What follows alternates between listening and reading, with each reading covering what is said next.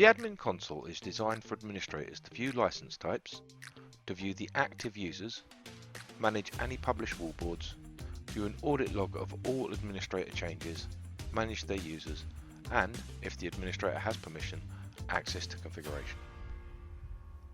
The admin dashboard contains 4 sections: licenses provisioned, active user sessions, active wallboard projections, and recent changes. Licenses provisioned shows your current number of licenses, how many of each have been used, and how many of each are currently unused. Active user sessions shows who is currently logged in, what license type they are using, where they are logged in from, when they logged in, and also gives an option to terminate their session. The grid can be sorted by any column header. Please note a user's active sessions can be terminated for 2 reasons, and the user will be notified in both cases. If an active session is terminated by the administrator, the user will be notified when logged out. Although logins can be shared, a login cannot be used on more than one machine concurrently. So if a user logs in on multiple machines, the user will be logged out of the other machines and notified to contact their administrator if they require further assistance. The user will contact their administrator if they do not understand why their session has been terminated. If their login details have been shared, it is likely that a new user may need to be added.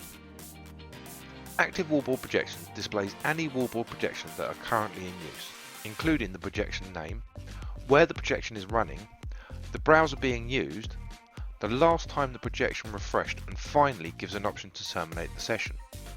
Recent changes provides details of all changes made by administrators in the last 30 days and can be sorted using any of the column headers. This grid displays changes that have been made to users, including the addition of new users and changes made to existing users. It also includes the date and time that changes were made, as well as the admin user who made them.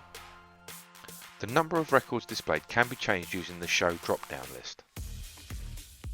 The View History icon redirects to the audit report, which displays all changes made by administrators that day and can be sorted using any column header. Column headings are the same as the Recent Changes grid. The search facility can be used to quickly filter at the grid and to find any audited changes. The user management page is where existing users can be edited and new users can be created. The user list shows information about the currently assigned users, including their current license type and access permissions. Here they can also be edited to make any required changes, or deleted entirely if the user no longer needs their login.